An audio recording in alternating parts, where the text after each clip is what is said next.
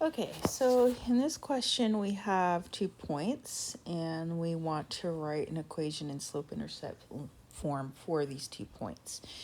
Now listen, the first thing, please do not just take a pencil and try to connect the points and try to say, oh, what is my y-intercept? That is not going to work here.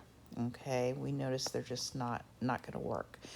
So the best thing we can do is first, let's just find the slope. Here are my 2 points. And let me choose a different color. I'm going to do my rise over my run. Now the other things, make sure you're reading our graph. So notice that each of these is going up by 2. So I have 2, 4.